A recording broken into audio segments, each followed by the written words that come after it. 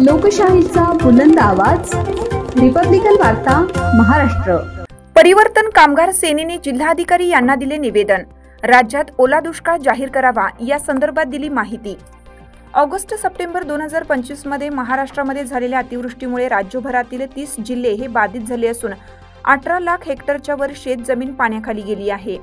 तसेच लाखोंच्या वर जनावरे हे पाण्यात वाहून गेली आहेत। शेतकरी हवालदिल झाला आहे। अशा परिस्थितीत सरकारने शेतकऱ्यांना भरीव आर्थिक मदत जाहीर करून तात्काळ शेतकऱ्यांच्या डीबीटी अंतर्गत खात्यात जमा करावी। या मागणीसाठी परिवर्तन कामगार सेनेचे अध्यक्ष श्री विशाल भदरगे यांच्या आदेशाने आज दिनांक 25 सप्टेंबर 2025 रोजी राज्याचे मुख्यमंत्री श्री देवेंद्र फडणवीस यांना नाशिकचे जिल्हाधिकारी श्री जलश शर्मा साहेबांच्या माध्यमातून निवेदन देण्यात आलं। सदर निवेदनात मागणीच्या अनुषंगाने राज्यात तात्काळ दुष्काळ जाहीर करून शेतकऱ्यांना हेक्टरी 50,000 रुपये एवढी आर्थिक मदत करावी। तसेच कृषी अधिकाऱ्यांना तात्काळ पंचनामा करण्याचे आदेश द्यावेत। अशा स्वरूपाच्या मागण्या या निवेदनाच्या माध्यमातून करण्यात आल्या।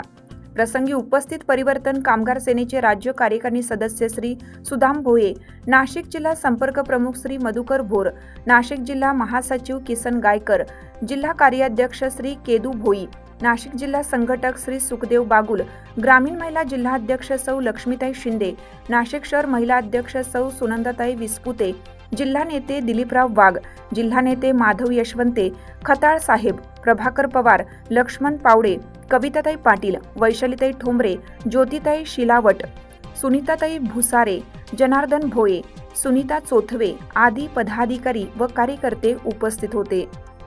कामगार सेना संघटना नाशिक महाराष्ट्र राज्य आज कलेक्टर ऑफिसांना जलश शर्मा यांना निवेदन देण्यासाठी आमचे महाराष्ट्रातून सटाणा, निफाड, मराठवाडा विविध भागातून आमचे शेतकरी इथे आलेले आहेत।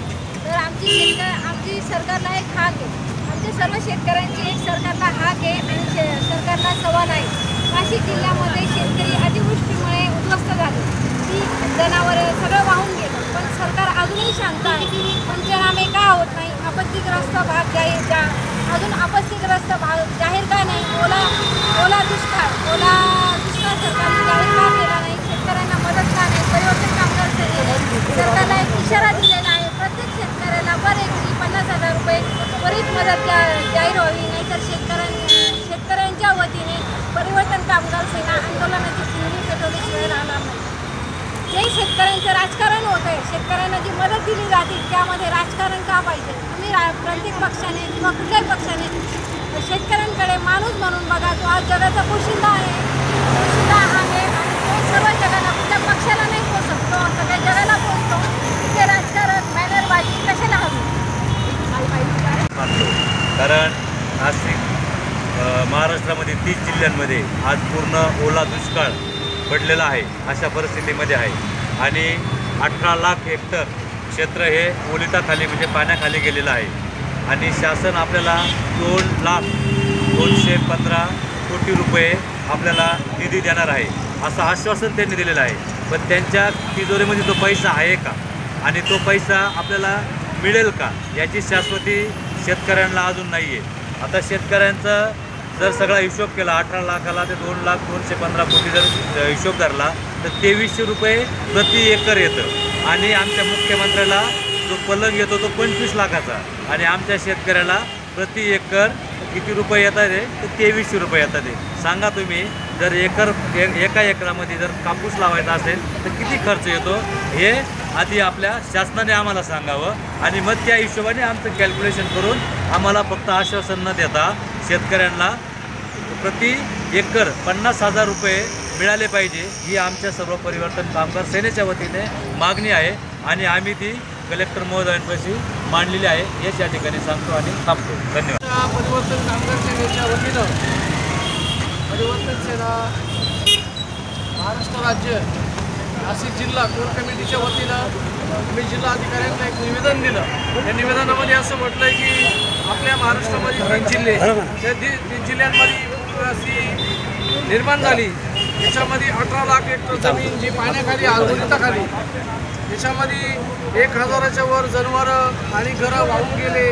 त्याचा पंचनामा अधिकाऱ्यांनी केला नाही अजून। त्याच्यात मंत्री येतात, रस्त्याने जातात, कुठेतरी ट्रॅक्टर जातात, असं पंचनामा चालू आहे। त्यांचे दौरे चालू आहे, परंतु कुठलाही अधिकारी येऊन आज ओला दुष्काळ जाहीर करावा असे प्रत्येक शेतकरी बोलतोय, पण त्या शेतकऱ्यांचं कोणी ऐकत नाही. त्याच्यासाठी शासनाने 2,215 कोटी रुपये आपण जाहीर केले या ओल्या दुष्काळासाठी, आपल्या शेतकऱ्यांना नुकसान भरपाईसाठी. पण ओला दुष्काळ काय जाहीर केला नाही. याच्यामध्ये जी मिळणारी जी रक्कम आहे ती अति अल्प आहे. एका शेतकऱ्याला एकरी 2300 रुपये मिळतील. तर ती जास्तीत जास्त आम्ही आपल्या संघटनेच्या माध्यमातून 50,000 रुपये हेक्टरी जमीन जी रक्कम आहे ती शेतकऱ्यांना मिळावी अशी आम्ही कलेक्टर साहेबांकडे जो निवेदन त्याच्यावर म्हटलं आहे. तर आज आपण बघितलं की कुंभमेळ्यासाठी 14,000 कोटी रुपये शासनाने दिले, केंद्र शासन दिले, महाराष्ट्र शासन दिले, परंतु आमच्या शेतकऱ्यांसाठी काय दिले ते 2300 रुपये एकरी. तर हा अतिशय शेतकऱ्यांचा एक अपमानाची बाब आहे ही आपल्या समोर निदर्शनात आणून दिली. त्याचं जी मदत दिली ती अतिशय अल्प दरात आहे आणि जे काही जे आता त्यांचं पेमेंट कसं दिलं जाणार, काय दिलं जाणार त्याचं अजून काही माहिती आली नाही. त्याचे आज आपण बघतो महामंडळ आहे, शिक्षकांची भरती आहे, शिक्षकांना पेमेंट नाही आहे, हे आता शासनाच्या अनेक मुद्दे शासनाच्या दरबारी हे अजून निकाली निघाले नाही. त्याच्यानंतर माननीय मुख्यमंत्री साहेबांच्या बेडरूमच्या पलंगाची किंमत 25 लाख रुपये. याच तिथं बेडरूमचं काम चालू आहे. हे मुख्यमंत्री साहेबांचं जर एक बेडरूम जर 25 लाखाचा असेल तर सर्वसामान्यांचे काय आले. आज आमचे शेतकरी पाण्यामध्ये झोपतात, उन्हामध्ये दानामध्ये, कुठंतरी निवाऱ्यामध्ये, कुठं आहे शाळेमध्ये, कुठंतरी कार्यालयामध्ये. आमचा मराठवाड्यातला शेतकरी, विदर्भातला शेतकरी असेल, तो तालुक्यातला शेतकरी असेल, तो कुठंतरी उघड्यावर झोपतोय. आणि आपले माननीय मुख्यमंत्री साहेब 25 लाखाच्या पलंगावरती त्यांचं काम चालू आहे. अशा पद्धतीचं आम्हाला निदर्शन बाब आली. जे जायकवाडीचं जे आपलं पाणी वतलोचं ते आपल्या बीड जिल्ह्यामध्ये संपूर्ण बीड जिल्हा पाण्याखाली आहे. याचं काही नियोजन नाही. पुरामध्ये जे काही जनावरं वाहून गेले, काही माणसं वाहून गेले, त्यांचा अद्यापही पंचनामा नाही, किती त्याची आकडेवारी आपल्या समोर आलेली नाही. अशा पद्धतीचे अनेक मुद्दे आज आम्ही कलेक्टर साहेबांना दिलेले.